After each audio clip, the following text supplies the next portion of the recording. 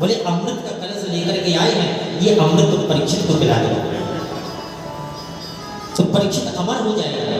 और जो भागवत रूपी अमृत परीक्षित को पिलाने के लिए आप जा रहे, वही भागवत रूपी अमृत हम देवताओं को पिला देंगे। बस इसकी अदला बदली करनी है। सुखदेव जी महाराज कहने लगे कि देवता हम आए हैं परीक्षित के लिए, अगर परीक्षित की इच्छा होगी तो ये हम कथा तुम्हें पान करा सकते, लेकिन कथा दे नहीं सकते, कथा पान कराएंगे। जब परीक्षित से पूछा कि बताओ परीक्षित, आज फैसला तुम्हारे हाथ में है, क्यों एक तरफ है तुम्हारा जीवन दान और दूसरी तरफ है तुम्हारी मुक्ति। अब फैसला तुम्हें करना है, जीवन दान चाहते हो या मुक्ति चाहते हो। लेकिन धन्य है ये है परीक्षित। परीक्षित ने कह दिया कि महाराज हमारे कुछ समझ में नहीं आ रहा। बोले जो भागवत रूपी अमृत हम तुम्हें पान कराने के लिए आए हैं, अगर तुमने ये भागवत रूपी अमृत पान कर लिया तो तुम अमर हो जाओगे, तुम्हारा मोक्ष हो जाएगा। लेकिन चाहो कि हमारा मोक्ष होने के बाद में हम अमर बने रहें, तो अमर नहीं होगे। क्यों? भागवत एक ऐसा विषय है, बोले भागवत एक ऐसा ग्रंथ है, केवल ये मोक्ष को देने वाला है।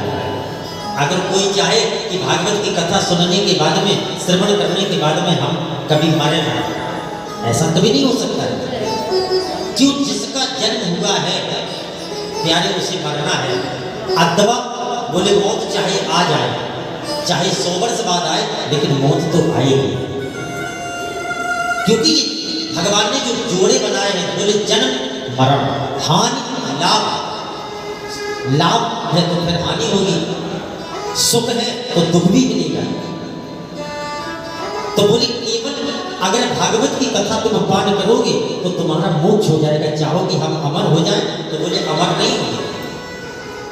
और बोले जो देवता अमृत का कलश लेकर के आए हैं, अगर ये अमृत तुमने पान कर लिया तो प्यारे तुम अमर हो जाओगे, लेकिन फिर मोक्ष नहीं होगा। अब बताओ क्या चाहते हो, मोक्ष चाहते हो या जीवन दान चाहते हो? लेकिन धन्य है परीक्षित कहने लगा कि भगवान बहुत जी लिया, अब जीने की इच्छा नहीं है। क्यों? गंगा के किनारे अगर ये परीक्षित आया है, और गंगा के किनारे अगर जो भी व्यक्ति जाता है तो हर व्यक्ति के अंदर केवल एक ही कामना होती है कि मोक्ष का अगर तट है, केवल गंगा महारानी का किनारा है। क्यों? आज भी अगर कोई पाप करता है तो क्यों कहते कि चले जाओ गंगा में स्नान कर लो, पाप धुल जाएंगे। क्यों? सारे संसार वासियों के पापों को धोती धोती गंगा स्वयं काली पड़ गई थी। कि मोक्ष को देने वाला तट है तो केवल गंगा का किनारा है। और अगर भक्ति करना चाहते हो तो भक्ति का तट है यमुना का किनारा, भक्ति सफल हो जाएगी। तो परीक्षित ने मना कर दिया। परीक्षित ने कहा कि भगवान हमें तो केवल भागवत रूपी अमृत ही पान करना है। तो सुखदेव जी महाराज ने मना कर दिया, देवताओं से कह दिया कि जा, परीक्षित की इच्छा नहीं है। तो देवताओं के मन में शंका हुई, बोले क्वा स्वभाव, क्वा कथा लोके, क्वा कवचम मलन महान। बोले कहाँ हमारा अमृत और कहाँ ये कांच की मणि भाग रही है। वही बात है कि पारस परस उदात सुहाई। तो ब्रह्मा जी के पास में पहुंच गए देवता। तो ब्रह्मा जी से जाकर के सारी शिकायत की। तो ब्रह्मा जी कहने लगे घबराओ नहीं। ब्रह्मा जी महाराज ने कहा सत्यलोक में एक तराजू आती, बोले सत्यलोके तुलाम तौलयत साधनांजय। बोले आज तौल रहे हैं, और किसकी तुलना, किसे तौल रहे? बोले भागवत रूपी ग्रंथ के सामने। बोले संसार में जितने भी मोक्ष को देने वाले साधन थे वो एक तराजू के पल्ले पर रख दिए, और उसी तराजू के पल्ले पर बोले अमृत का कलश भी रख दिया है। और जिस समय दूसरे तराजू के पल्ले पर भागवत रूपी ग्रंथ को रखा तो क्या हो गया कि लघु नयानि जातानि कौरवेणिदं महत्।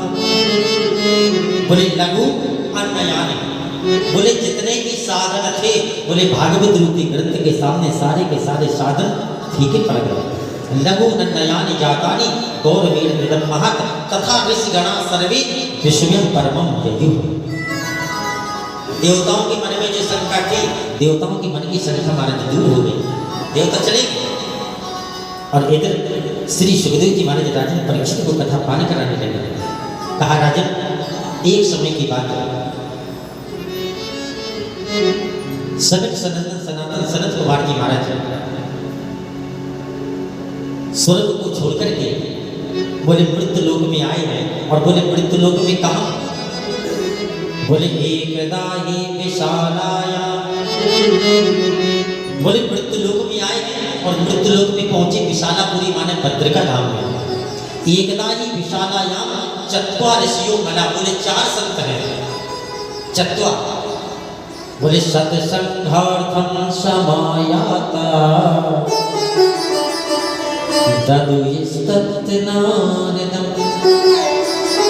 बोले 4 संत हैं और 4 संत स्वर्गों को छोड़ करके आए हैं। बोले आए काहे के लिए?